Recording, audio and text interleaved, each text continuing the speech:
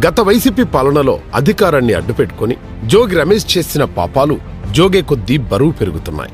జగన్ అండా చూసుకొని పెడన మొదలు మైలవరం, పెనమలూరు నియోజకవర్గాల్లో సైతం సొంత పార్టీ నేతలను కూడా పక్కకు తోసి జోగి రమేష్ కుటుంబం చేసిన ఇసుక, బుసుక, బూడిద అక్రమ రవాణా, సెటిల్మెంట్లు, కమిషన్లు, వసూళ్లు, కబ్జాలన్నీ ఇన్ని కావు.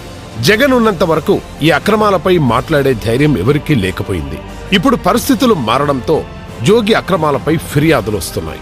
అలా వచ్చిన ఒక ఫిర్యాదుపై దర్యాప్తు చేయగా సిఐడి అటాచ్మెంట్లో ఉన్న అగ్రిగోల్డ్ భూముల్ని జోగి రమేష్ కుటుంబం కబ్జా చేసినట్లు తెలిసింది. ఈ కబ్జాను ఎలా మొదలుపెట్టారు, ఎలా ముగించారో తెలుసుకుందాం.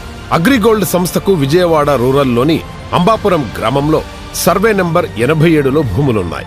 అయితే అగ్రిగోల్డ్ కేసులో ఈ భూములను సిఐడి అటాచ్మెంట్లోకి వచ్చాయి. 2018లో జీవో నెంబర్ 117, 2019లోని జీవో నెంబర్ 133లో ఈ ఆదేశాలు చాలా స్పష్టంగా ఉన్నాయి. ఈ భూములపై కన్నేసిన జోగి రమేష్ మొదట తన కుమారుడు జోగి రాజీవ్ను బాబాయ్ జోగి వెంకటేశ్వర్ల పేరిట సర్వే నంబర్ 88లోని 2160 చదరపు గజాల భూమిని కొనుగోలు చేశారు. ఆ తర్వాత రిజిస్ట్రేషన్ శాఖపై ఒత్తిడి తెచ్చి రికార్డుల్లో ఉన్న సర్వే నంబర్ 88ని కాస్త 87గా మార్పించారు.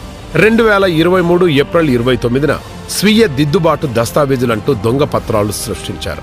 ఆ వెంటనే మే 31న పగిడిపాటి సుబ్బారెడ్డి అనే వ్యక్తి కుటుంబ సభ్యులకు ఆ భూమిని అమ్మేశారు. గ్రామ సర్వేయర్ తాను సర్వే చేయకుండానే చేసినట్టు దొంగ రికార్డులు రాశారు. సర్వే సమయంలో సరిహద్దుదారులైన అద్దేపల్లి కిరణ్, రాంబాబులకు నోటీసులిచ్చి వాళ్లు కూడా నిర్ధారించినట్లు కట్టుకథలు అల్లారు. జోగి కుటుంబ అక్రమాలపై అగ్రిగోల్డ్ సంస్థ ఫిర్యాదుతో ఏసీబీ అధికారులు తీగలాగేసరికి డొంక మొత్తం కదిలింది. పూర్తి ఆధారాలతో ఏసీబీ అధికారులు